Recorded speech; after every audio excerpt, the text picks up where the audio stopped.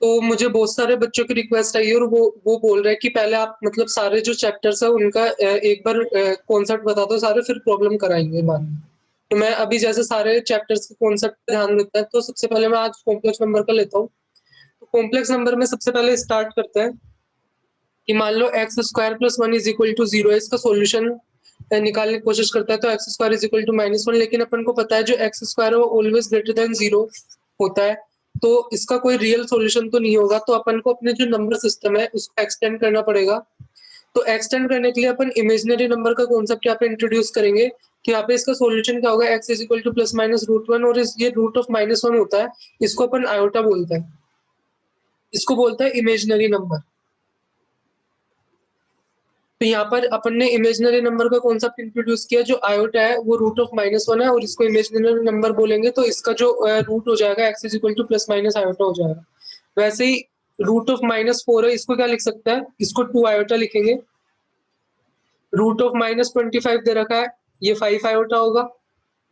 Root of minus 7 दे रखा है, ये इसको ऐसे लिख सकता है रूट ऑफ 7 आयोटा। लेकिन यहाँ पर एक चीज ध्यान रखने की है कि ऐसा अपन कब लिख सकते हैं, ये मैं कैसे लिख रहा हूँ कि जो रूट ऑफ ए बी होता है उसको अपन root of A multiply by root of B लिख सकते हैं, लेकिन कब लिख सकते हैं, इफ एटलीस्ट एक value, at least one value positive या जीरो होनी चाहिए, या तो ई या बी में से, ए या बी में से एटलीस्ट वन वैल्यू पॉजिटिव होनी चाहिए या जीरो होनी चाहिए, तब जाके अपन ऐसे लिख सकते हैं। जैसे मान लो रूट ऑफ माइनस फोर था, उसके केस में क्या था, root of four and root of minus one, तो यहाँ पे इसको ऐसे लिख सकते थे। लेकिन मान लो आपके पास आ गया रूट ऑफ 36 और उसका आपको पता है 6 आएगा आंसर, लेकिन आपने इसको ऐसे लिख दिया minus six multiply by minus six, और फिर आपने ऐसे लगा दिया, तो ये तो 6 आयोटा हो गया, ये भी 6 आयोटा हो गया, तो ये तो 36, ये रूट ऑफ 6 आयोटा हो गया, ये रूट ऑफ 6 आयोटा हो गया, तो यहाँ पे ये क्या हो गया 6 आयोटा स्क्वायर जो कि माइनस सिक्स हो गया, तो गलत हो गया ना। ये कहने का क्या मतलब है कि रूट ऑफ ए बी को root of A multiply by root of B कब लिख सकते हैं, जब एटलीस्ट वन पॉजिटिव हो या जीरो हो। जैसे अभी जैसे रूट ऑफ माइनस फोर था, उसको अपन ने root of four into root of minus one two आया था, तो ये चीज सही है। लेकिन रूट ऑफ 36 को ऐसे करके लिखना, इसको ऐसे भी लिख सकता है माइनस फोर माइनस नाइन, और फिर आप ऐसे लिख रहे हो इसको कि ये रूट ऑफ माइनस फोर हो जाएगा, ये रूट ऑफ माइनस नाइन, ये हो जाएगा अपना टू आया था, ये थ्री आया था, ये सिक्स आया था स्क्वायर, ये माइनस सिक्स, तो ये रॉन्ग आ जाएगा। इसको अपन ऐसे स्प्लिट नहीं कर सकते। स्प्लिट कब कर सकते हैं, जब एटलीस्ट वन पॉजिटिव हो या जीरो, तो ये चीज ध्यान रखनी है। तो इसके बाद आयोटा की इंटीग्रल पावर का कॉन्सेप्ट लेते हैं। तो मान लो आपको दे रखा है iota is equal to root of minus one है, तो आयोटा का स्क्वायर करोगे तो माइनस वन आ जाएगा। आयोटा का क्यूब पूछा है तो उसको आयोटा का स्क्वायर मल्टीप्लाई बाय आयोटा जो कि minus one multiply by root of minus one जो कि minus of root of minus one है, इसको माइनस ऑफ आयोटा लिख सकता है। और आयोटा की फोर को iota square multiply by iota square, तो minus one multiply by minus one लिख सकता है। तो अपन ने क्या देखा कि iota is equal to root of minus one, iota square minus one, iota cube minus iota, और आयोटा की पावर फोर है जो वन होता है। तो इस तरीके से ये चीजें हैं। अब मान लो आपको आयोटा की कोई हायर पावर निकालने को दी थी, मान लो आपको आयोटा की पावर बोल दिया 695 निकालो, तो आप कैसे निकालोगे। तो इसमें ये ट्रिक है कि जैसे आयोटा की पावर फोर है वो वन होती है, अब अपन क्या करेंगे, जो 695 है उसको पहले फोर से डिवाइड करेंगे।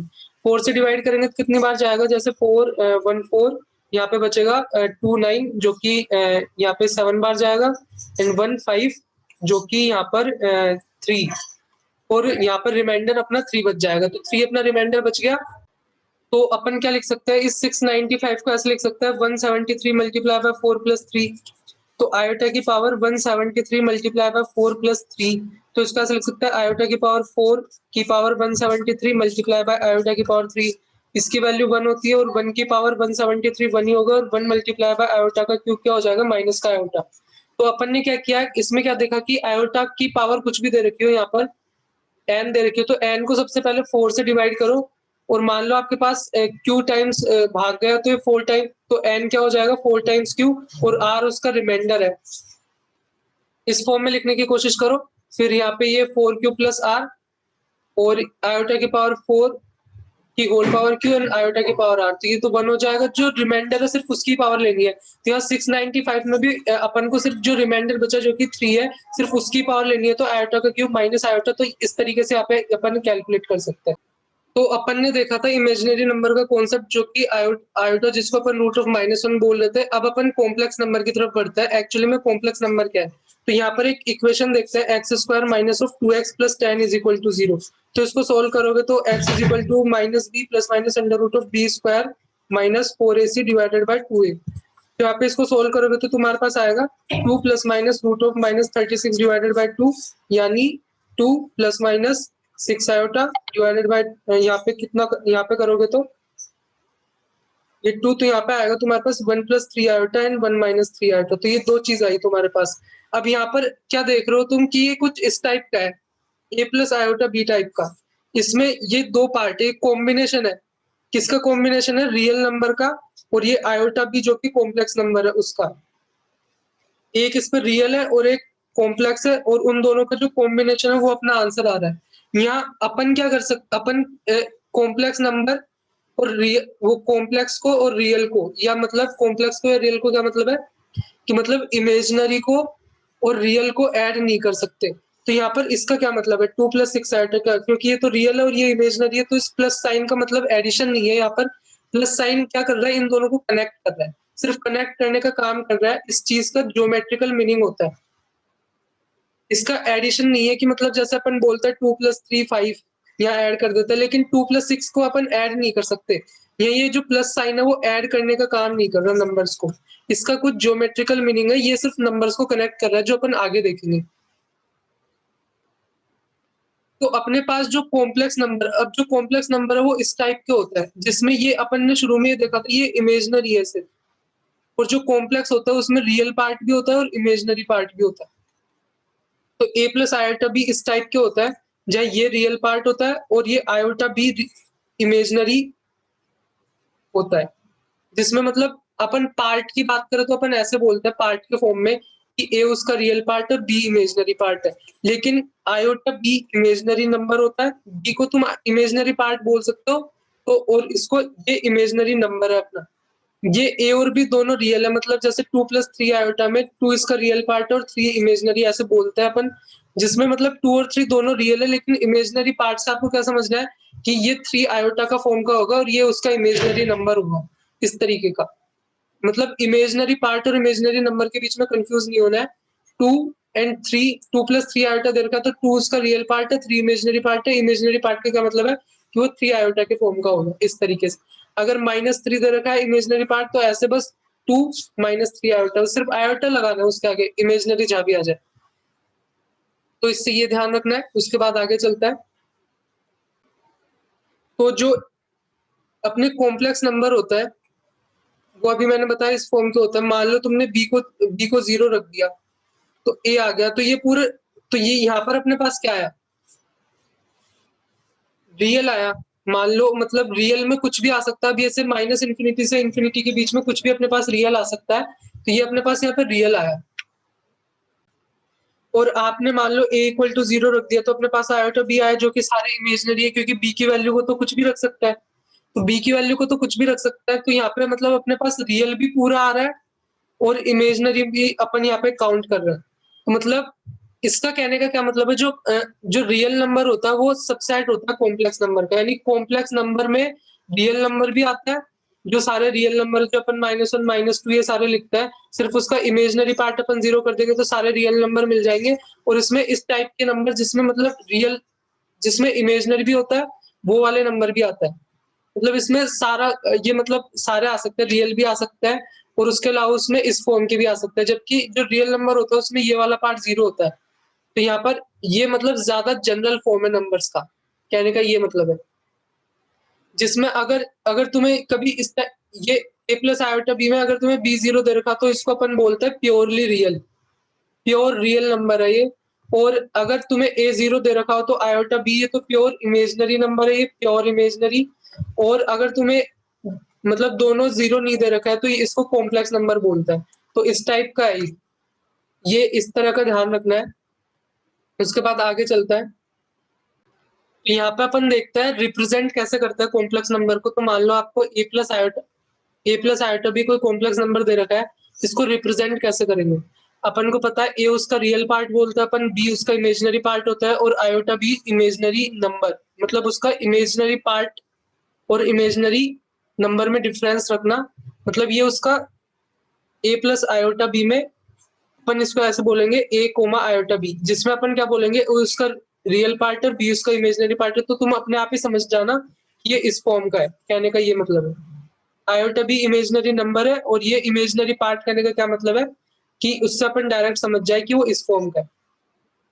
तो अब इसको अपन इस पेयर के रूप में, मतलब कोऑर्डिनेट में अपन क्या करते हैं, या एक्स एक्सिस लेते हैं या वाई एक्सिस लेते हैं, 2,3 ऐसे लिख देते हैं। इसमें अपन क्या कर रहा है, इसको भी अपन ऐसे ही लिख रहा है, लेकिन इसमें क्या कर रहा है, यहाँ पर ये एक्स एक्सिस तो ये तो रियल है अपनी, लेकिन ये इमेजिनरी एक्सिस ले रहा है, ये वाली ये इमेजिनरी एक्सिस ले रहा है और उसको आर्गन प्लेन बोलता है। यहाँ पे मतलब ये ए कोमा बी कोई नंबर लिख रखा है, उसका क्या मतलब है कि वो ए प्लस आयोटा बी के फॉर्म का है। मान लो तुम्हें कोई नंबर यहाँ पे दे रखा है 2,3, तो उसका क्या मतलब है वो 2 + 3 आयोटा के फॉर्म का है। मान लो तुमको दे रखा है कोई नंबर माइनस का 4,5, तो इसका क्या मतलब है कि -4 + 5 आयोटा के फॉर्म का है। मान लो तुम्हें दे रखा है कि दोनों ही कोऑर्डिनेट नेगेटिव है, -8 -2, तो -8 -2 आयोटा के फॉर्म का है। तो इस तरीके से ध्यान रखना है नंबर्स का। ये ऐसे अपन रिप्रेजेंट करते हैं कॉम्प्लेक्स नंबर। एक और चीज बताता हूँ इंटरेस्टिंग फैक्ट, कि मान लो तुम्हें ए प्लस आयोटा बी नंबर दे रखा है और तुमने यहाँ पर मतलब मान लो फर्स्ट क्वाड्रेंट में है, या एक्स प्लस आयोटा वाई मान लो, एक्स प्लस आयोटा वाई जो अपन general x comma y coordinate लिखता है, तो एक्स कोमा वाई है जिसमें एक्स भी ग्रेटर देन 0 और वाई भी ग्रेटर देन 0 फर्स्ट क्वाड्रेंट में। अब जब भी तुम किसी नॉन जीरो नंबर को जब आयोटा से मल्टीप्लाई करते हो तो वो 90 डिग्री से एंटी क्लॉकवाइज डायरेक्शन में रोटेट हो जाता है। तो जैसे इस नंबर को आयोटा से मल्टीप्लाई करेंगे तो यहाँ पे iota X plus iota square Y आएगा, जो कि आयोटा स्क्वायर की वैल्यू तो -1 होती है, तो यहाँ पे -y + x आएगा। इसका रियल पार्ट ये है और इमेजिनरी ये वाला है। तो ऐसे यहाँ पे रिप्रेजेंट करेंगे तो -y को मैं x करेंगे, और ये जो एंगल होगा ना यहाँ से इसको ज्वाइन करने वाला, इन दोनों पॉइंट को ज्वाइन करने वाला ओरिजिन से, इन ये जो लाइन के बीच में एंगल 90 डिग्री होगा, यानी किसी भी जो नॉन जीरो नंबर को आयोटा से मल्टीप्लाई कर देता है तो 90 डिग्री से ये एंटी क्लॉकवाइज डायरेक्शन में ये घूम जाता है, ऐसे घूम जाएगा 90 क्लॉकवाइज एंटी क्लॉकवाइज डायरेक्शन में। और माइनस आयोटा से मल्टीप्लाई करेंगे तो इधर की डायरेक्शन में ये क्लॉकवाइज घूम जाएगा 90 डिग्री से। तो ये चीज ध्यान रखनी है, एक इंपॉर्टेंट चीज है, मैंने ऐसे ही बता दी। फिर आगे चलता है, तो अब एलिजेब्रा ऑफ कॉम्प्लेक्स नंबर पे चलता है। मतलब आपको जैसे दो कॉम्प्लेक्स नंबर दे रखा है, मान लो a प्लस आयोटा बी और आपको दे रखा है c प्लस आयोटा डी, और आपसे पूछा z1 + z2 की वैल्यू क्या होगी, तो आप लिखोगे a plus iota B plus c plus iota D. अब यहाँ पे क्या होता है, अपन क्या करता है, रियल पार्ट को रियल पार्ट में ऐड करता है और इमेजिनरी पार्ट को इमेजिनरी पार्ट में ऐड करता है। कि मतलब अपन रियल और इमेजिनरी को तो ऐड नहीं कर सकते, लेकिन रियल रियल और इमेजिनरी इमेजिनरी को तो ऐड कर सकता है। तो अपन क्या करता है, रियल को ऐड करता है और इधर इमेजिनरी को ऐड करता है। वैसे ही z1 - z2 पूछा तो यहाँ पे ये रियल पार्ट में से रियल घटाएंगे और इमेजिनरी में से इमेजिनरी ऐसे घटाएंगे। वैसे ही प्रोडक्ट प्रोडक्ट को देखता है, प्रोडक्ट में क्या करता है, प्रोडक्ट अपन यूजुअल जैसे प्रोडक्ट करता है वैसे ही करता है, सी प्लस आयोटा डी। तो यहाँ पे कैसे करेंगे, a C plus iota b C plus iota a d plus iota square b d. मतलब जैसे अपन प्रोडक्ट करता है वैसे यूजुअल किया है।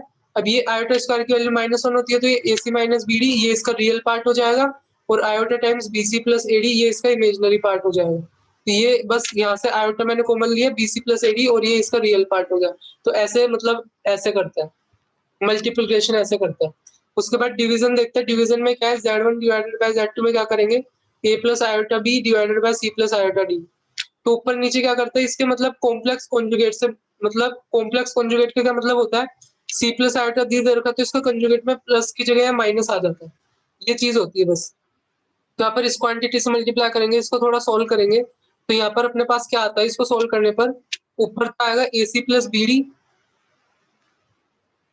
और डिवाइड में तो C square plus D square आएगा, प्लस इसका इमेजिनरी पार्ट आएगा B C minus A D divide में C square plus D square. तो ये आता है इसको सोल्व करने पर। इन दोनों को मल्टीप्लाई करके देख सकते हो, जैसे मैं मल्टीप्लाई करके बता देता हूँ, A B plus C D C minus A D, तो मल्टीप्लाई किया तो ए सी माइनस ये this iota BC and minus of iota square BD। इसकी वैल्यू -1 होती है तो AC माइनस माइनस प्लस हो जाएगा और यहाँ से iota times BC minus AD आ जाएगा। इन दोनों को मल्टीप्लाई करोगे तो यहाँ से C square plus D square आएगा और फिर दोनों तरफ आपने डिवाइड कर दिया तो इस तरीके से डिवीजन कर सकते हैं। तो ये था डिवीजन का प्रोसेस। इसके बाद चलता है अपन कंजुगेट ऑफ कॉम्प्लेक्स नंबर, जो भी मैं बात कर रहा था। मान लो जैसे z is equal to a plus iota b दे रखा है, तो इसको ऐसे लिखते हैं इसके कंजुगेट ऑफ कॉम्प्लेक्स नंबर को। तो यहाँ पे इसकी वैल्यू होती है a माइनस आयोटा b, बीच में बस माइनस का साइन आ जाता है। तो जैसे आपको मान लो z is equal to 3 plus 5 iota दे रखा है, तो आप इसका कॉम्प्लेक्स कंजुगेट निकालना है। तो क्या करना है, 3 माइनस 5 आयोटा। मान लो आपको दे रखा है 2 माइनस 3 आयोटा, तो यहाँ पे z बार की वैल्यू क्या आ जाएगी, 2 प्लस 3 आयोटा, ये आ जाएगा। मान लो आपको z दे रखा है 4 आयोटा, तो z बार की वैल्यू बस माइनस साइन लगाना है इस इमेजिनरी पार्ट से पहले, यहाँ आप माइनस साइन लगाना है। मान लो आपको दे रखा है कुछ भी, जैसे 6 प्लस 5 आयोटा, तो z बार क्या आ जाएगा, 6 माइनस 5 आयोटा। इस तरीके से कर सकते हैं। इसका फिजिकल ज्योमेट्री देखते हैं। मान लो ये आपकी रियल एक्सिस है, ये इमेजिनरी एक्सिस है। यहाँ पे कोई नंबर दे रखा है आपको 3,4, जो कि अपन को पता है 3 प्लस 4 आयोटा है, और इसका कॉम्प्लेक्स कंजुगेट क्या है, 3 माइनस 4 आयोटा। तो यहाँ पर इसको कैसे रिप्रेजेंट करेंगे, 3 माइनस 4 आयोटा, एक्स की वैल्यू वही है, वाई की वैल्यू, यहाँ पे एक्स की वैल्यू 3 है, वाई की वैल्यू 4, और यहाँ पे इसकी वैल्यू है -4। तो अपन क्या कर रहे हैं, इसकी इमेज ले रहे हैं। ये इसकी क्या है, मिरर इमेज है 3,4 की, किसमें, एक्स एक्सिस में। यहाँ पे ये एक्स एक्सिस है, इसमें इसकी मिरर इमेज है 3,-4। तो कॉम्प्लेक्स कंजुगेट लेने का क्या मतलब होता है कि जो रियल एक्सिस है अपनी, उसके अंदर उसकी मिरर इमेज लेना। तो ये उसका मतलब ज्योमेट्रिकल मीनिंग बता दिया। इसके बाद इसकी कुछ प्रॉपर्टी देख लेते हैं कि मान लो z बार का आपने फिर से मतलब कॉम्प्लेक्स कंजुगेट ले लिया तो z ही आ जाएगा। तो पहले 3 प्लस 4 आयोटा था, आपने पास इसका z बार निकाला 3 माइनस 4 आयोटा, और फिर वापस इसका z बार ले लिया। तो यहाँ पे वापस माइनस साइन आने के बाद वो प्लस हो जाएगा, तो वापस वो 3 प्लस 4 आयोटा यानी वो z के बराबर ही हो जाएगा। तो 2 बार ऐसे ले लेता है तो वापस वही नंबर आ जाता है। मान लो z is equal to 3 plus 4 iota है और z बार यहाँ पे 3 माइनस 4 आयोटा आएगा, तो यहाँ पे z प्लस z बार क्या हो जाएगा, 2 times of real part of z, जो कि अपने इस केस में 6 है, जो कि क्या है 2 times of real part of z क्या है 3। तो सही है नहीं है, 2 times plus real part of z, और z माइनस z बार करोगे तो 2 times of imaginary part of z आएगा, यानी 2 टाइम्स ऑफ 4 आयोटा, जो कि 8 आयोटा हो जाएगा। तो इस तरीके से कर सकता है। इमेजिनरी पार्ट ऑफ z को अगर तुम सिर्फ यही बोलना चाहते हो तो यहाँ पे आयोटा और लिख लो। मतलब कहने का क्या मतलब है, अपन ए को रियल पार्ट बोलते हैं और बी को इमेजिनरी पार्ट बोलते हैं, और आयोटा भी एक्चुअली में रियल वो इमेजिनरी नंबर होता है। तो यहाँ पे z माइनस z बार को मैं क्या लिख रहा हूँ, 2 times iota imaginary part of z। मतलब कहने का क्या मतलब हुआ कि 3 प्लस 4 आयोटा और उसका कॉम्प्लेक्स कंजुगेट 3 माइनस 4 आयोटा, दोनों को सब्ट्रैक्ट करोगे तो 8 आयोटा आएगा।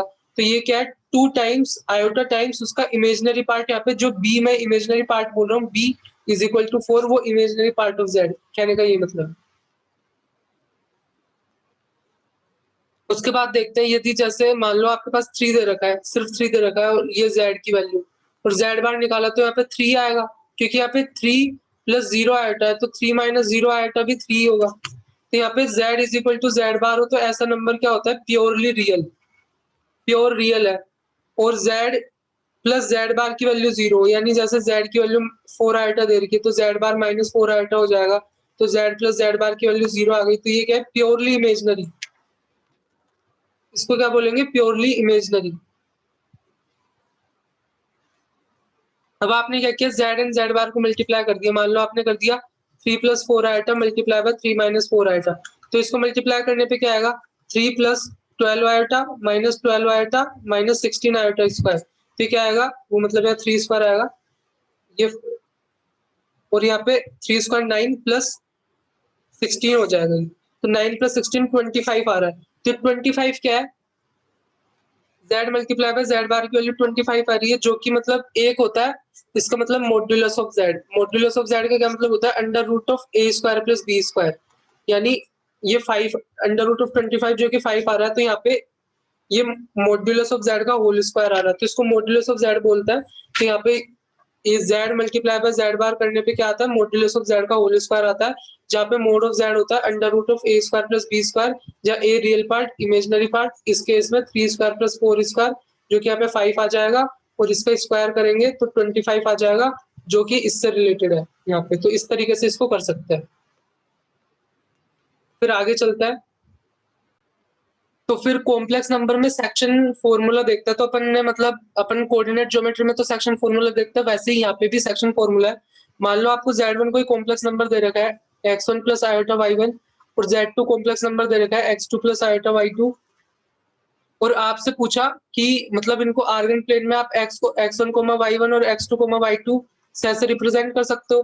तो मान लो यहाँ पे a पॉइंट है x1 y1 और यहाँ पे b पॉइंट है x2 y2 और यहाँ पे p पॉइंट है x z, वो x y जो इसको इंटरनली m/n में डिवाइड कर रहा है इस लाइन को, यानी AP बाय PP का रेशो m/n है।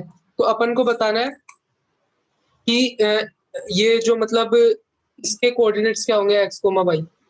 अगर ये इसको m/n में डिवाइड कर रहा है तो अपन को मतलब ये पता है कि कोऑर्डिनेट ज्योमेट्री से जब ऐसा होता है तो अपन p पॉइंट पे कोऑर्डिनेट क्या लिखते हैं, x कोऑर्डिनेट तो mx2 plus nx1 divided by m plus n ऐसे लिखता है, और y कोऑर्डिनेट भी my2 plus ny1 divided by m plus n ऐसे लिखता है। लेकिन यहाँ पर अभी अपन को z1 और z2 के टर्म्स में बताना है, इसको z1 z2 के टर्म्स में क्या होगा। तो मतलब p क्या है x plus iota y type का, इसको z लिख देता है, और अपना ये क्या है इसका x coordinate mx2 plus nx1 divided by m plus n, और इसका y कोऑर्डिनेट क्या है दिस। अभी कॉम्प्लेक्स नंबर के फॉर्म में बात कर रहे हैं अपन। ये आया, अब यहाँ से क्या करो, या m बाय n कॉमन ले लो, ये मतलब डिनोमिनेटर में, और इसको ऐसे लिख सकते हैं mx2 plus i times my2 plus यहाँ पे nx1 plus i times ny1। ऊपर क्या बना, m कॉमन ले लो, m z2 बना, यहाँ पे n z1 बना divided by m plus n। Same formula आ रहा है यहाँ पे, मतलब डायरेक्ट z की फॉर्म में लिखे तो अपना फॉर्मूला क्या आएगा, मतलब यहाँ पे Z1 कॉम्प्लेक्स नंबर है, यहाँ पे Z2 कॉम्प्लेक्स नंबर है, यहाँ Z कॉम्प्लेक्स नंबर है, ये इसको m/n में डिवाइड करता है तो Z क्या होगा n times Z2 plus n times Z1 divided by m plus n। तो डायरेक्ट इससे अपन बता सकते हैं। तो ये था सेक्शनिंग फॉर्मूला। तो इक्वलिटी ऑफ कॉम्प्लेक्स नंबर का कॉन्सेप्ट देखते हैं। मान लो आपको दो कॉम्प्लेक्स नंबर दे रखा है a प्लस आयोटा b है और दूसरा c प्लस आयोटा b है, ये Z1 है ये Z2 है, और आपको बोला ये दोनों कॉम्प्लेक्स नंबर बराबर है। तो इसका क्या मतलब हुआ, इसका जो रियल पार्ट है वो इसके रियल पार्ट के बराबर होगा, और ये जो इसका इमेजिनरी पार्ट है वो इसके इमेजिनरी पार्ट के बराबर होगा, तभी ये दोनों कॉम्प्लेक्स नंबर इक्वल होंगे। तो ये ध्यान रखना है। इक्वलिटी ऑफ कॉम्प्लेक्स नंबर में क्या होता है, दो कॉम्प्लेक्स नंबर यदि इक्वल है तो उसका रियल पार्ट भी बराबर होगा और इमेजिनरी पार्ट भी बराबर होगा। और यहाँ पर इसका कोई, जैसे अपन बोलते हैं 3 ग्रेटर देन 2 है, तो इसका कुछ मीनिंग है, ज्योमेट्रिकल मीनिंग है। लेकिन यहाँ पर मतलब ये 3 डिस्टेंस या 2 डिस्टेंस 3 ग्रेटर देन 2, यहाँ पर इसका मीनिंग है।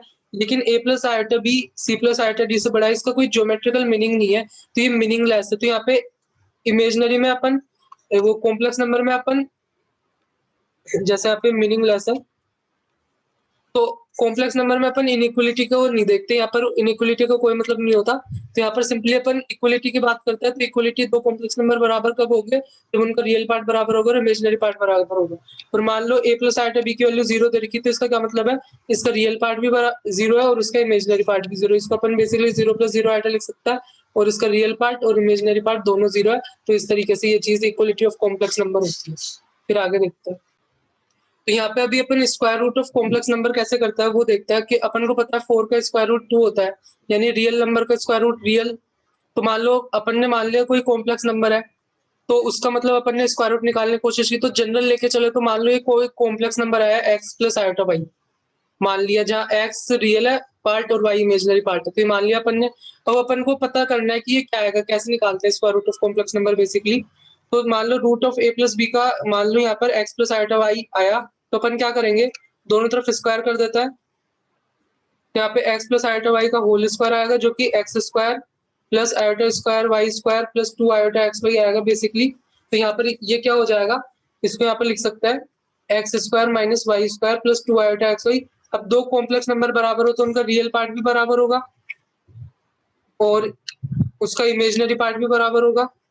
यहाँ तक आ गए अपन, ये अपन ने कर लिया। अब अपन को एक चीज पता है, यहाँ पे ये X square plus Y square का जो होल स्क्वायर होता है उसको उसको कैसे लिख सकते हैं, यहाँ पे जैसे x square minus Y square का whole square plus 4 times x square Y square. जो कि सिंपली ये 2xy का होल स्क्वायर है, ऐसे लिख सकते हैं, क्योंकि इसको ओपन करोगे तो क्या आएगा, x की पावर 4 y की power 4 minus 2x square y square, और यहाँ 4 से कैंसिल होके यहाँ पे प्लस का 2 बच जाएगा। ये -4 और +4 में यहाँ पे प्लस का 2 बच जाएगा, जो कि सेम इसके जैसा आ जाएगा। ये क्योंकि अपने पास इन दोनों की वैल्यू है, तो इसको क्या लिख सकते हैं अपन, a square plus b square लिख सकते हैं, जैसे x square minus y square का होल स्क्वायर और इसका होल स्क्वायर, बेसिकली वही आ रहा है। तो यहाँ पे अपने पास क्या आया, x square plus y square का whole square is equal to a square plus b square. यहाँ पे x square plus Y square की वैल्यू क्या आ जाएगी, under root of A square plus B square है। माइनस साइन क्यों नहीं लगाया, क्योंकि अपन को पता है जो x square plus Y square है वो always greater than equal to 0 होगा, इसलिए माइनस साइन अपन ने under root of A square plus B square के आगे नहीं लगाया। तो ये यहाँ तक अपन पहुंच गए, फिर आगे देखते हैं। तो मैं क्या बात कर रहा था, अपने पास वो कॉम्प्लेक्स नंबर था, उसका मतलब ये इसका स्क्वायर रूट लेने पे a प्लस आयोटा b का स्क्वायर रूट लेने पे ये आया था। और मैंने बात की थी अभी अपने पास x square minus Y square की वैल्यू a आ गई थी, और यहाँ पे 2xy की वैल्यू अपने पास b आ गई थी, और अपने पास जो थी x square plus Y square की value under root of a square plus b square आ गई थी। ये तीन चीज आ गई थी। अब अपन यहाँ से सिंपली एक्स स्क्वायर की वैल्यू निकाल सकते हैं इन दोनों इक्वेशन को ऐड करके। तो क्या आ जाएगा, a plus under root of a square plus b square divided by 2, और यहाँ पे वाई स्क्वायर की वैल्यू भी निकाल सकते हैं, जो कि कितना आ जाएगा, under root of a square plus b square minus a divided by 2। ये अपन ने निकाल लिया। अब यहाँ से x की वैल्यू भी निकाल सकता है, तो x की वैल्यू क्या आ जाएगी, plus minus half of under root of a square plus b square plus a, और y की वैल्यू क्या आ जाएगी, plus minus under root of half of, यहाँ पर ये a square plus b square minus a। तो ये दो चीजें आ गई अपने पास। अब यहाँ से अपना जो कॉम्प्लेक्स नंबर था वो x plus iota y type का था। तो अब जैसे एक चीज यहाँ पे देखते हैं फिर,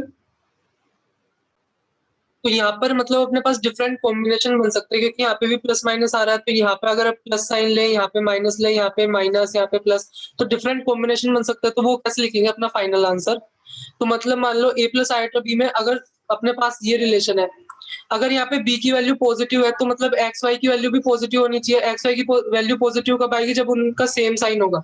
सेम साइन होगा तो मतलब या तो दोनों प्लस ही होने चाहिए, दोनों माइनस होने चाहिए।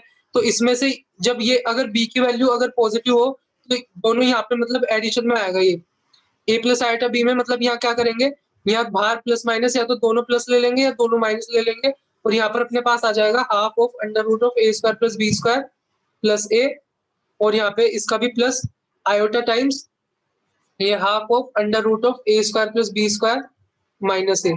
तो यहाँ पे दोनों का मतलब सेम साइन है, तो दोनों प्लस होगा या दोनों माइनस होगा। और फिर आगे देखते हैं इसमें, आगे देखते हैं इसमें यहाँ पे,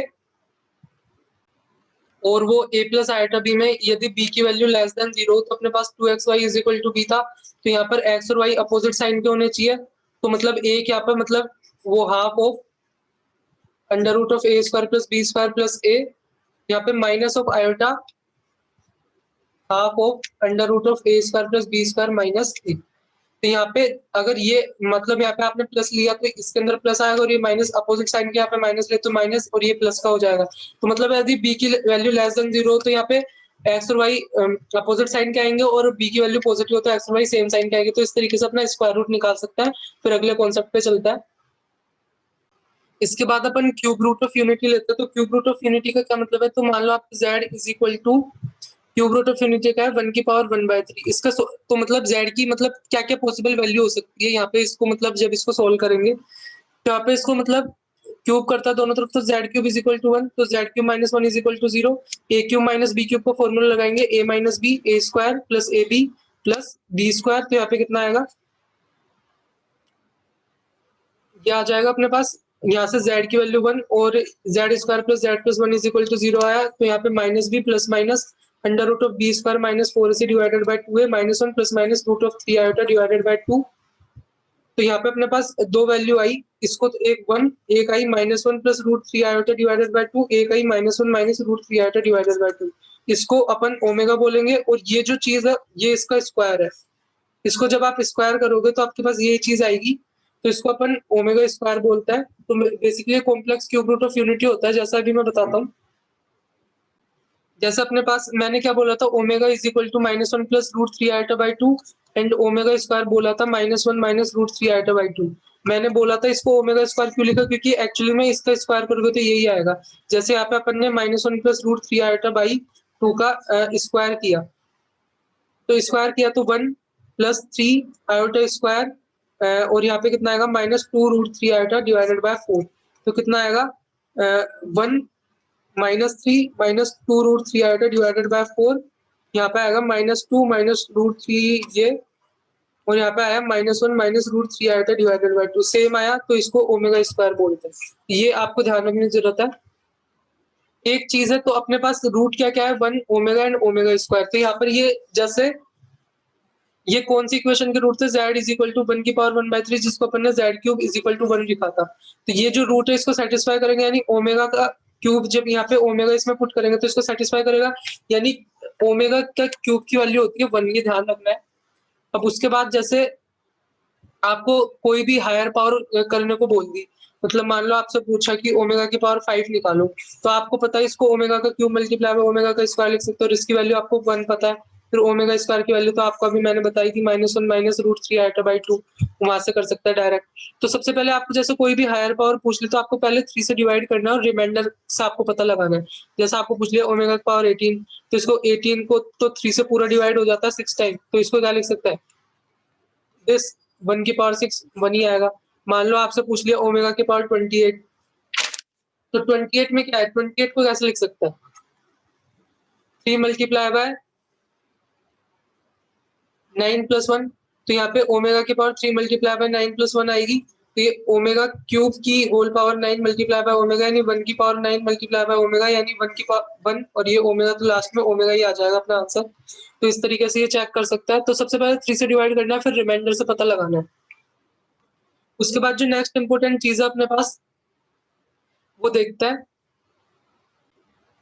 तो अपने पास जो रूट की वैल्यू आई थी, एक तो 1 आई थी, एक -1 + √3 आया था डिवाइडेड बाय 2 आया था, एक -1 -√3 आया था डिवाइडेड बाय 2 आया था। इसको अपन ने 1 ही था, ये ओमेगा बोला था, ये ओमेगा स्क्वायर। इन तीनों को सम करो 1 + ओमेगा स्क्वायर। तो यहाँ पे इसको सम करोगे तो क्या आएगा 1 -1 + √3 आया था बाय 2, यहाँ पे बीच में प्लस का साइन, एंड प्लस -1 -√3 आया था बाय 2। तो इसको सोल्व करोगे तो 0 आएगा। तो मतलब इन तीनों रूट का जो सम होता है वो 0 होता है। ये भी आपको ध्यान रखना है, ये भी एक इम्पोर्टेंट प्रॉपर्टी है। तो ये फिर देखते हैं आगे। तो आगे जो अपने पास प्रॉपर्टी है वो देखते हैं। उसके बाद देखते हैं जो product of cube root of unit है, जैसे 1 और ओमेगा स्क्वायर इनका प्रोडक्ट करोगे तो ओमेगा क्यूब आएगा जिसकी वैल्यू 1 होगी, जो मैंने बताया था। तो प्रोडक्ट करने पर भी क्यूब रूट ऑफ यूनिटी का वो उसकी वैल्यू 1 होती है। उसके बाद देखते हैं जैसे ओमेगा क्यूब की वैल्यू 1 है, तो इसको omega multiply by omega square लिख सकते हैं। तो ओमेगा स्क्वायर क्या है 1/ओमेगा, ये और ओमेगा क्या है 1/ओमेगा स्क्वायर। तो ये एक दूसरे के रेसिप्रोकल भी है, ये भी अपन को ध्यान रखना है। और फिर उसके बाद जैसे आपसे पूछा क्यूब रूट ऑफ -1 निकालो, ये -1, तो इसकी वैल्यू कैसे निकालेंगे, तो इसको ऐसे लिख सकते हैं दोनों तरफ क्यूब करने पर z³ = -1, ये माइनस को उधर ले जाएंगे तो ऐसे लिख सकता है, और इसको -z का होल क्यूब = 1 लिख सकता है। और ये अपनी सेम इक्वेशन है, वो z³ = 1 था जो अपन ने शुरू में निकाला था, -z का होल क्यूब = 1 है।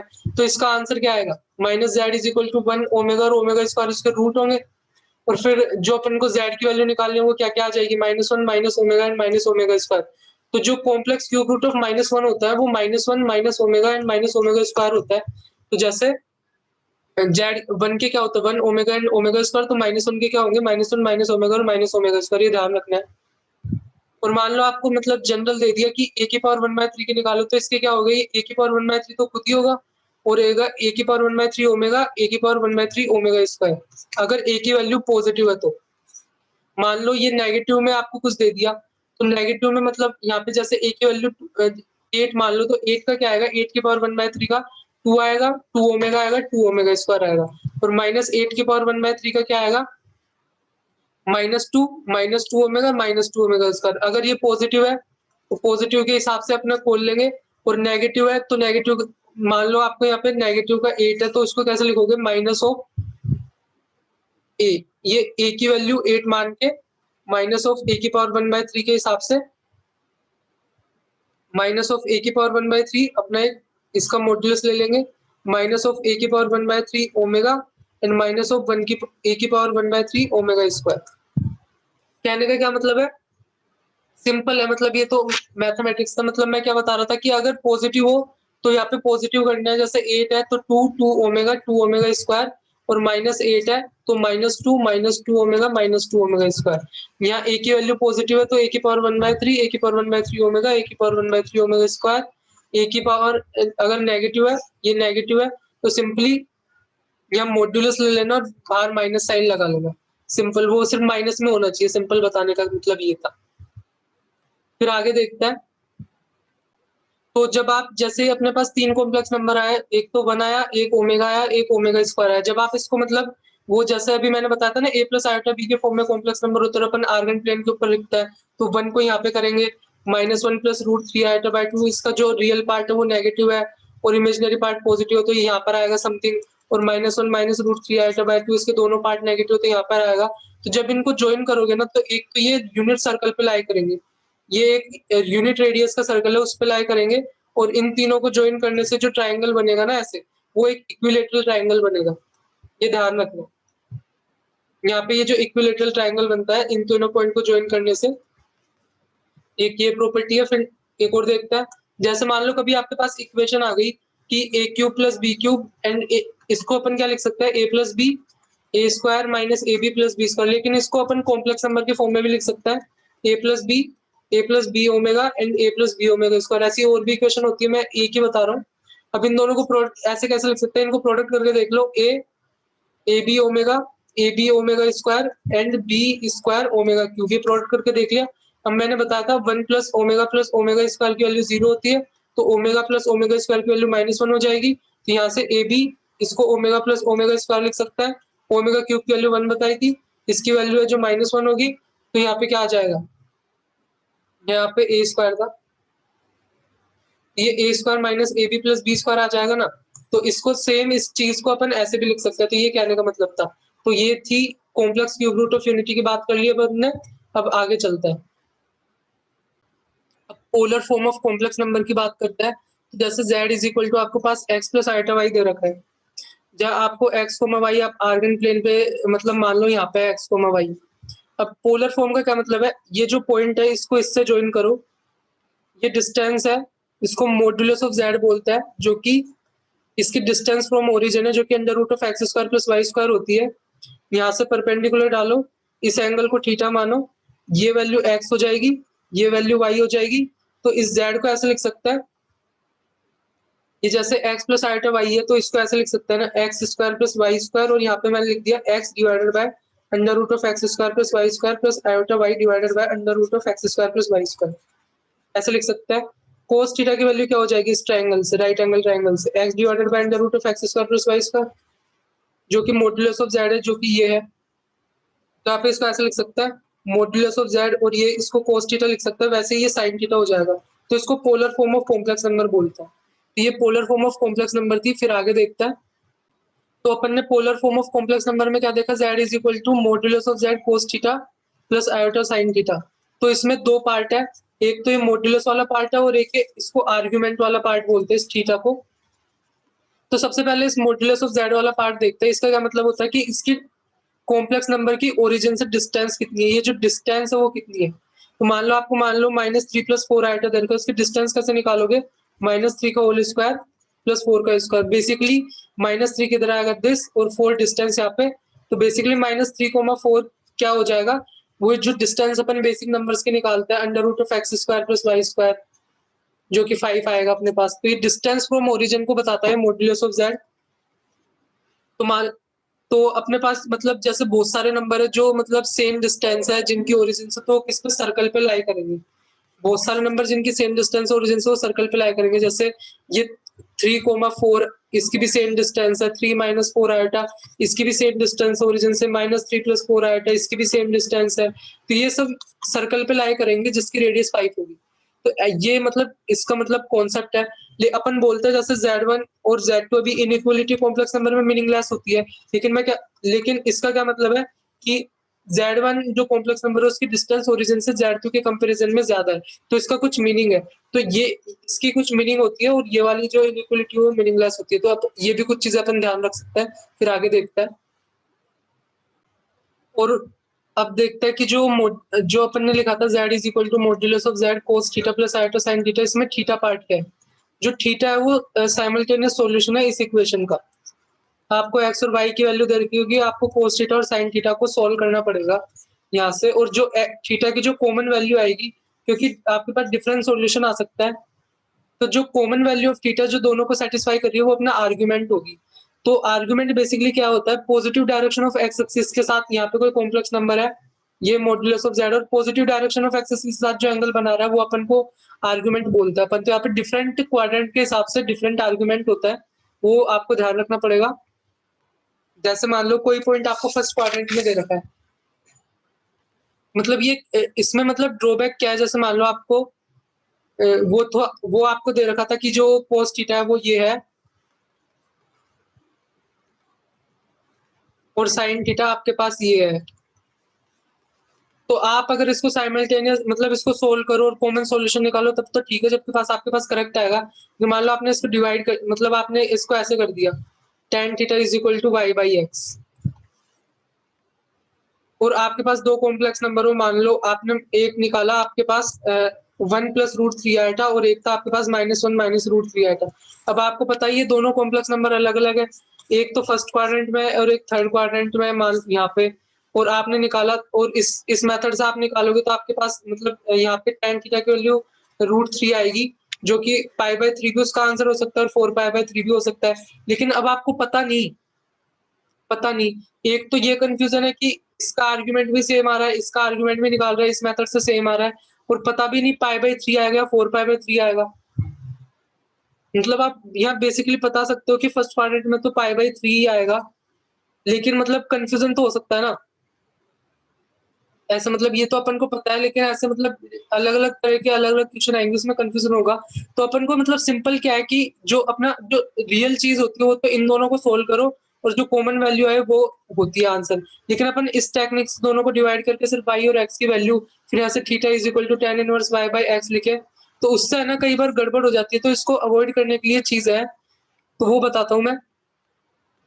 तो मान लो आपको मतलब एक्स और वाई दोनों ही पॉजिटिव दे रखा है, आपको फर्स्ट क्वाड्रेंट में दे रखा है, तो सिंपली इस टाइप का होगा। तो यहाँ पे आप डायरेक्ट थीटा की वैल्यू बता सकते हो कि डायरेक्ट थीटा की tan इनवर्स मोड मोड की टर्म में लिखेंगे, क्योंकि यहाँ पे दोनों पॉजिटिव है तो मोड लगाने का कोई मतलब नहीं है, फिर भी मोड के रूप में लिख रहा हूँ मैं, तो डायरेक्ट ये इसका आंसर हो जाएगा।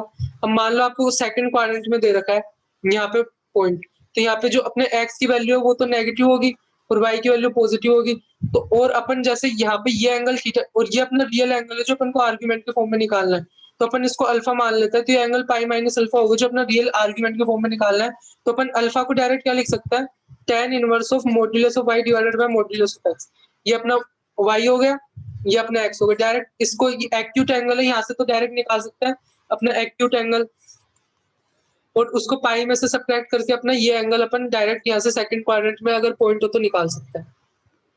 मान लो आपके पास पॉइंट थर्ड क्वाड्रेंट में है, तो आपको बेसिकली पॉइंट चाहिए ये चाहिए, लेकिन अपन यहाँ पे प्रिंसिपल आर्गुमेंट देखते हैं बेसिकली।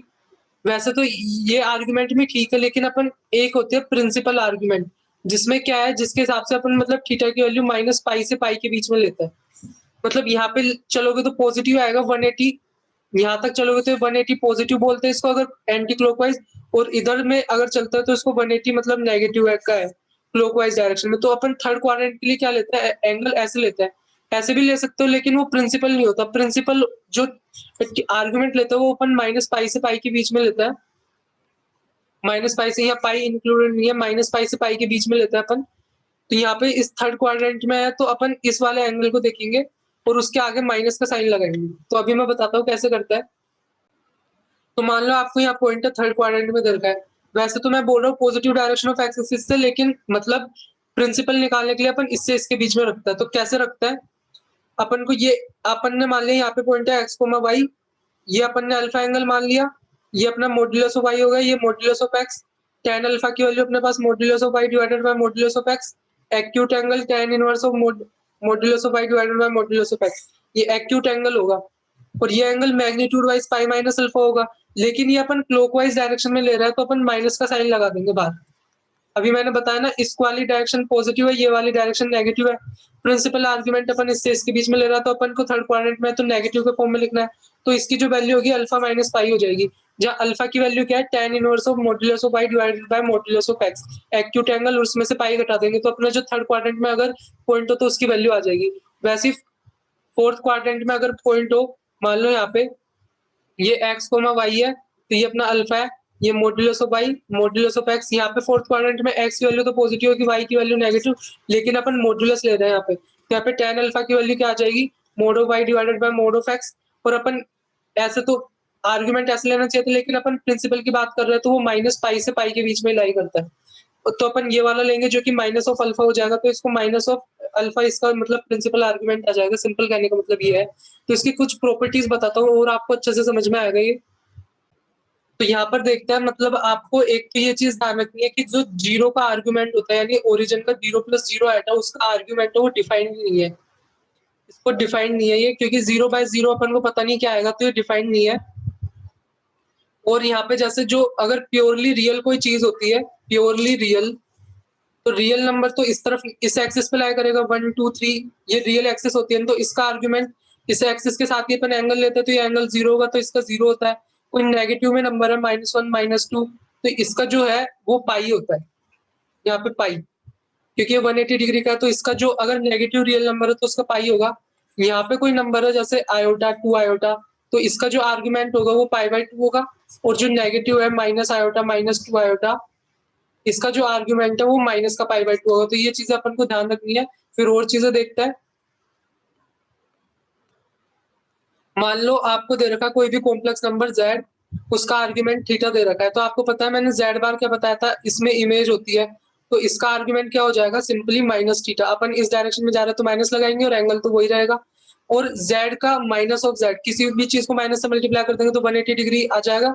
इसका इसका आर्गुमेंट अपन क्या लिखेंगे, इधर से मैंने बताया था अभी कि मैग्नीट्यूड में तो पाई माइनस थीटा ही होगा, ये एंगल थीटा थी, एंगल भी थीटा होगा, तो angle magnitude wise pi minus theta होगा, लेकिन उसका आगे माइनस का साइन लगा देता है, तो बेसिकली थीटा माइनस पाई हो जाएगा इसका आर्गुमेंट।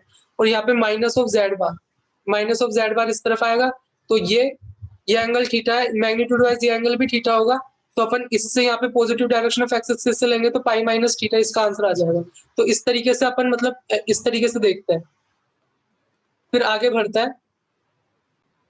तो मान लो आपके पास कॉम्प्लेक्स नंबर है 1 + आयोटा, 2 + 2 आयोटा, 3 + 3 आयोटा, इनका आर्गुमेंट निकालोगे तो सेम आएगा। तो जो जिन पॉइंट्स का आर्गुमेंट सेम आता है वो ओरिजिन से ये जो रे निकलती है ना, इस पे लाई करता है। ये एक रे जो ओरिजिन से निकल रही है, क्योंकि ओरिजिन का तो आर्गुमेंट डिफाइन नहीं है, तो ओरिजिन को तो रहने देता है, और बाकी यहाँ से ऐसे रे निकलती है। मतलब इस लाइन पे जो भी पॉइंट लाई करेंगे उनका आर्गुमेंट सेम आएगा, कहने का ये मतलब है। तो जैसे 1 + 1 आयोटा, 2 + 2 आयोटा, 3 + 3 आयोटा, इन सबका आर्गुमेंट है वो जो सेम आएगा, तो कहने का ये मतलब है। तो अब चलते हैं Euler's form of complex number पे। Euler's form of complex number, इसमें क्या होता है, अपन ने प्रीवियसली पढ़ा था कि z को अपन mod z cos theta plus iota sin theta लिख रहा है, तो यहाँ पर एक चीज होती है कि e⁻ आयोटा थीटा होता है, उसकी value cos theta plus iota sin theta होती है। ये यहाँ पे जो e है इसको बोलता है एक्सपोनेंशियल कांस्टेंट, इसको यूलर्स नंबर भी बोलता है, यूलर्स नंबर, या इसको नेपियर कांस्टेंट भी बोलता है। ये नाम है इसके, इसको मतलब एक सिंपली एक्सपोनेंशियल होता है, इसकी वैल्यू होती है 2.718, ये ध्यान रखना है, इसकी वैल्यू 2.718 के नियर होती है, और ये अराइज होता है limit n tending to infinity पे। जब अपन इस चीज की लिमिट निकालता है, जब अपन इस चीज की लिमिट निकालते हैं limit n tending to infinity पे, तो ये e की तरफ टेंड करता है, जो 2.718 होता है। तो यहाँ से ये चीज आई है, e की वैल्यू, e का मतलब ये है। इसके बाद देखते हैं कि मैंने कैसे लिखा कि e⁻ आयोटा थीटा को अपन cos theta plus iota sin theta लिख सकता है। ये कैसे चीज आए, क्योंकि अपन को पता है कि एक चीज होती है कि एक्सपेंशन फॉर्मूला, तो e⁻x को ऐसे एक्सपेंड कर सकते हैं अपन, x + 1 factorial x² divided by 2 factorial x³ divided by 3 factorial x⁴ divided by 4 factorial, इस तरीके से अपन इसको एक्सपेंड कर सकते हैं। वैसे ही अपन जो cos x है उसको इस तरीके से एक्सपेंड कर सकते हैं, 1 - x² divided by 2 factorial plus x⁴ divided by 4 factorial minus of x⁻6 divided by 6 factorial. तो इस तरीके से अपन cos को एक्सपेंड कर सकते हैं। ये एक्सपेंशन फॉर्मूला होता है, आपने पढ़े होंगे। वैसे ही साइन को भी एक्सपेंड कर सकता है। साइन को कैसे एक्सपेंड करता है? x minus x cube divided by 3 factorial plus x की power 5 divided by 5 factorial minus x की पावर 7 डिवाइडेड बाय 7 फैक्टोरियल। तो ऐसे एक्सपेंड करता है। तो अब देखते हैं इसको कैसे अपन ला रहे हैं इस फॉर्मूले को। अभी मैंने बताया कि जो e raise to power x है उसको ऐसे एक्सपेंड कर सकता है 1 plus X divided by 1 factorial plus X square divided by 2 factorial plus X cube divided by 3 factorial. ऐसा कर सकता है। अब यहाँ पे x की जगह e raise to power iota theta रख दो, तो 1 plus iota theta divided by 1 factorial plus iota theta का whole square divided by 2 factorial plus iota theta का whole cube divided by 3 factorial. ऐसे चलता जाएगा। अब यहाँ से टर्म को एक्सट्रैक्ट करो, जो रियल है और इमेजिनरी पार्ट उनको अलग अलग कर लो। तो 1 प्लस आयोटा स्क्वायर की वैल्यू -1 होती है, तो माइनस का theta square divided by 2 factorial आएगा।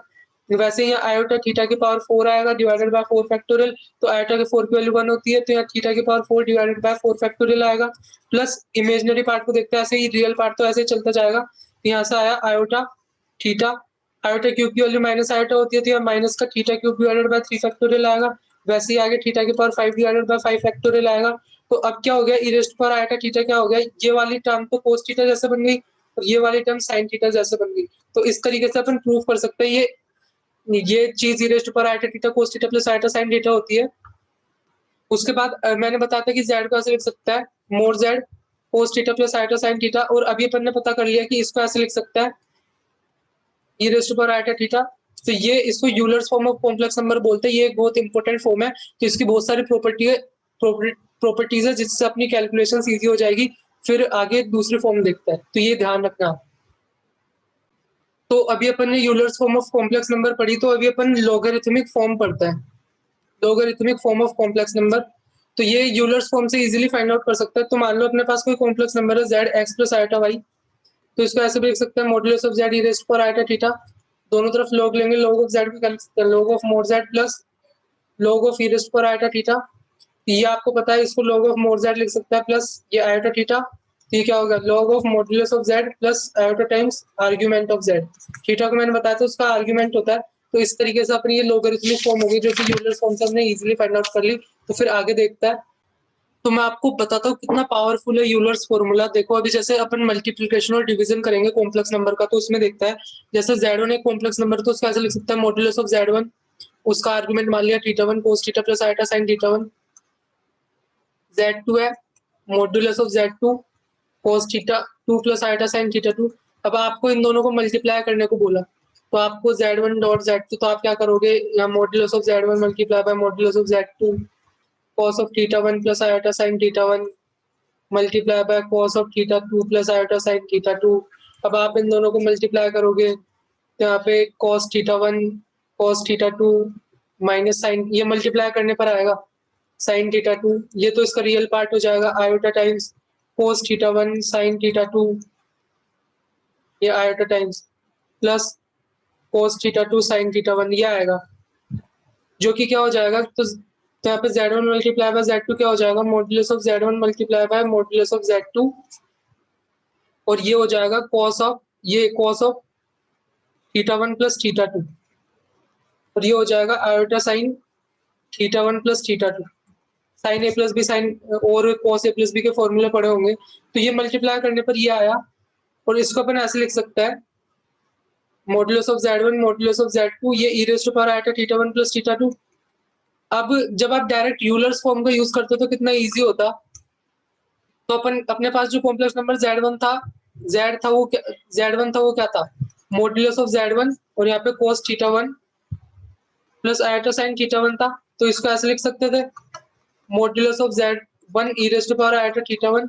अपना जो कॉम्प्लेक्स नंबर z2 था वो ऐसा था modulus of z2 cos of थीटा2 प्लस आयोटा साइन थीटा2। तो इसको ऐसे लिख सकते थे modulus of z2 e raised to power iota theta two. अब इन दोनों को मल्टीप्लाई कर दो, modulus of z1 multiply by modulus of z2, इधर e raised to power iota theta one multiply by e raised to power iota थीटा2।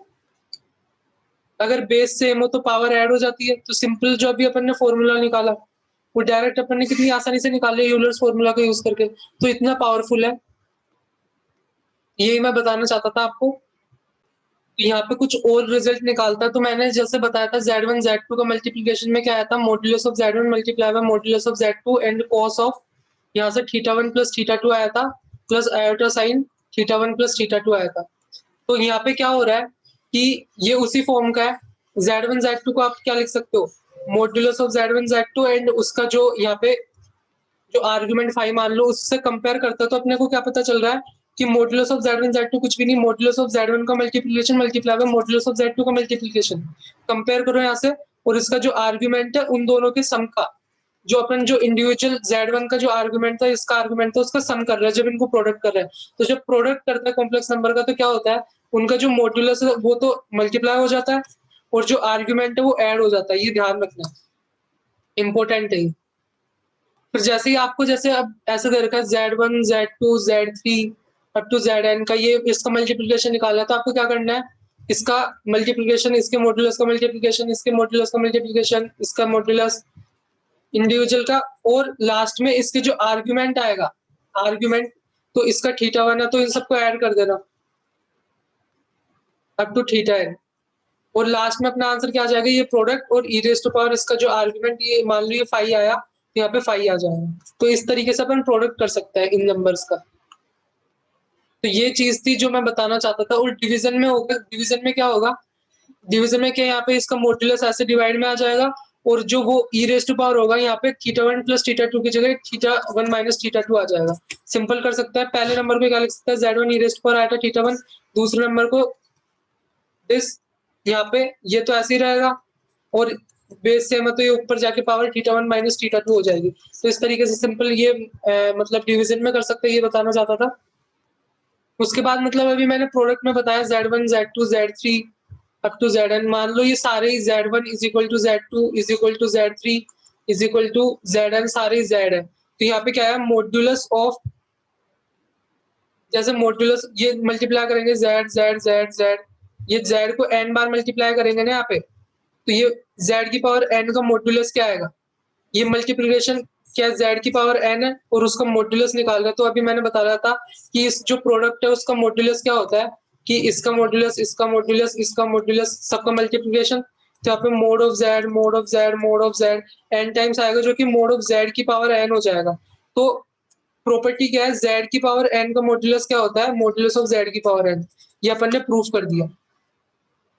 और यहाँ पे जैसे इसका आर्गुमेंट है, इसका आर्गुमेंट मान लो इसका ये जो Z है उसका आर्गुमेंट है आर्गुमेंट ऑफ Z, मान लो मतलब मान लिया आर्गुमेंट ऑफ Z क्या है, थीटा मान लिया। तो थीटा तो अपन प्रोडक्ट कर रहे हैं, तो मैंने बोला था ऐड हो जाएगा, तो theta plus theta plus theta plus theta, ठीक है, n times argument of Z। इसको लिख सकते हैं n थीटा आएगा, और थीटा क्या है, आर्गुमेंट ऑफ Z। तो आर्गुमेंट ऑफ Z की पावर n क्या होगा, Z की पावर n का आर्गुमेंट क्या होगा, कि अपन जो Z को n बार मल्टीप्लाई कर रहा है, यहाँ पे n बार ये Z को अपन मल्टीप्लाई करते जा रहे हैं n बार, और अपन इसका आर्गुमेंट n Z का ही n बार ऐड करते जाएंगे, तो ये n थीटा आ रहा है। तो ये n थीटा किसका आर्गुमेंट है, Z की पावर n का, तो वो क्या है n times argument of Z। तो Z की पावर n का आर्गुमेंट क्या होता है, n से मल्टीप्लाई करो और आर्गुमेंट ऑफ Z, ये उसका आर्गुमेंट हो जाएगा। तो इस तरीके से कुछ प्रॉपर्टीज है जो ध्यान रखनी है, और बाकी प्रिंसिपल आर्गुमेंट क्या होता है वो सारी चीजें तो आपको ध्यान रखनी है, और जब आप क्वेश्चन करोगे तो आपको और क्लैरिफाई हो जाएगा। मैं जितना क्लैरिफाई कर सकता था मैंने बता दिया है। उसके बाद आगे देखते हैं। तो नेक्स्ट चलता है अपन डी मोवियर्स थ्योरम पे, कि डी मोवियर्स थ्योरम क्या होती है। तो अभी अपन ने पढ़ा कि e raise to power iota theta होता है, जो कि cos theta plus iota sine theta होता है। तो ये थ्योरम क्या बताती है कि cos theta plus iota sine theta की पावर n होती है, उसको अपन ऐसे लिख सकते हैं, cos of n theta plus iota sine n theta, if n integer हो तो। n इंटीजर दे रखा हो तो इसको अपन डायरेक्ट ऐसे लिख सकते हैं। तो इसको कैसे प्रूफ करेंगे, तो अभी अपन को पता है कि ये चीज ये होती है, तो अपन ने दोनों तरफ पावर n ले ली, तो ये कोस theta plus iota sine theta की पावर n हो जाएगी। और इसको क्या लिख सकते हैं, इधर की क्वांटिटी को, ये तो डी e raise to power iota n theta हो जाएगा, जो कि अपन को पता है simply e raise to power iota, ये आयोटा के साथ जो भी होता है वो यहाँ पे आ जाता है। ये तो सिंपल प्रूफ था कि मतलब ये आपको ध्यान रखना है कि इसकी जो पावर n है, अगर n इंटीजर हो तो उसको डायरेक्ट ऐसे लिख सकते हैं, अगर n इंटीजर नहीं हो तो क्या होता है, n इंटीजर नहीं हो तो मतलब मैं आपको डायरेक्ट बता दूंगा, इसका प्रूफ नहीं देंगे। तो n मान लो अब क्या आपके पास रैशनल नंबर है, तो भी यही तो रैशनल नंबर को p बाई क्यू के फॉर्म का होगा, तो यहाँ पे आएगा कोस theta plus iota sine theta की पावर p बाय q। तो जो इसको क्या लिख देंगे, cos of p theta plus q plus iota sign p theta by q। तो ये इसकी वन ऑफ द वैल्यू होगी, मतलब ये डेफिनेटली नहीं है कि यही वैल्यू होगी, वन ऑफ द वैल्यू है, one of the value of this thing. चलो मैं इसका भी प्रूफ दे देता हूँ कि मतलब ये वन ऑफ द वैल्यू क्यों है। मतलब ये फॉर्मूला इंटीजर के लिए अप्लाई होता है, इसको मतलब इस फॉर्म के लिए अप्लाई नहीं कर सकते। मान लो तुम्हें 1 दे रखा है और 1 को तुमने लिखा cos 0 प्लस आयोटा साइन 0, और तुमने ली 1 की पावर हाफ, तो तुमने ली मतलब cos 0 प्लस आयोटा साइन 0 की पावर हाफ। तो यहाँ पे तो तुमको क्या मिल जाएगा, cos of 0 multiply by half plus iota sign 0 multiply by half. यहाँ पे तो तुम्हें 1 सही मिल रहा है, सही मिल रहा है, यहाँ पे तो फॉर्मूला अपना एप्लीकेबल है। आगे देखते हैं। अब मान लो ये 1 है, इसको तुम ऐसे भी लिख सकते हो, cos of 2 pi plus iota sign 2 पाई। अभी मतलब प्रिंसिपल आर्गुमेंट पे मत जाओ, अभी तुम ऐसे भी लिख सकते हो, ऐसे भी लिख सकते हो। तो उससे क्या होगा कि इसको जब इसकी पावर 1 की पावर अब हाफ लोगे तो 1 ही आएगा। यहाँ पे क्या आएगा, cos 2 pi multiply by half plus iota sign 2 pi multiply by half. यहाँ पे क्या आएगा, cos ऑफ पाई आ जाएगा जो कि -1 होता है। तो यहाँ पे एरर मतलब मल्टी वैल्यू, मतलब ये सेम ही चीज को different different x value change करने पर अपने पास डिफरेंट डिफरेंट आ रहा है। यहाँ पे जैसे अपन ने यहाँ पे cos x plus iota sign x में मतलब 0 लिया आर्गुमेंट तो अपने पास बनाया, और 2 पाई लिया तो -1 आया। मतलब इंटीजर वैल्यू के लिए तो सही से एप्लीकेबल होता है। और मैंने बताया था अगर अगर रैशनल हो तो ये जो वैल्यू है अपन जो लिख रहे हैं वो वन ऑफ द वैल्यू होगी, one of the value of this.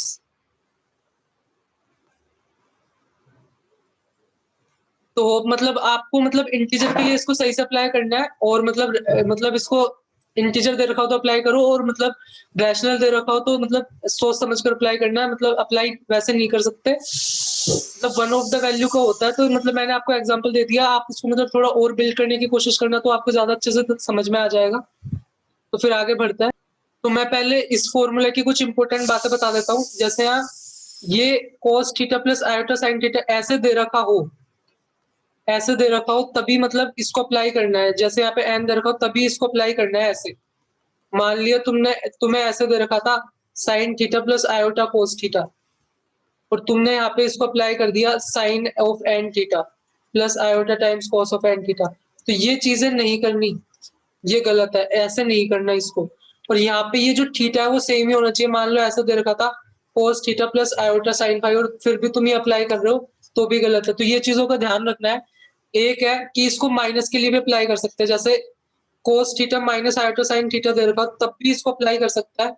तब इसकी वैल्यू क्या होगी, cos of n theta minus iota sine n theta. ये कैसा आया कि मैं जो cos of theta minus iota sine theta है इसको ऐसे लिख सकता हूँ, cos ऑफ माइनस थीटा तो cos थीटा ही होता है, और sine of minus theta minus sine theta होता है। तो इसको ऐसे लिख सकता हूँ, और फिर मैं उसको अप्लाई करूंगा यहाँ पे। तो यहाँ पे simply cos of minus of n theta आ जाएगा plus iota sine of minus of n theta आ जाएगा। cos of minus theta cos theta होता है तो cos ऑफ एन थीटा, और sine of minus theta minus sine theta होता है। तो डायरेक्ट ये अप्लाई कर सकता है। ये चीजें आपको ध्यान रखनी है।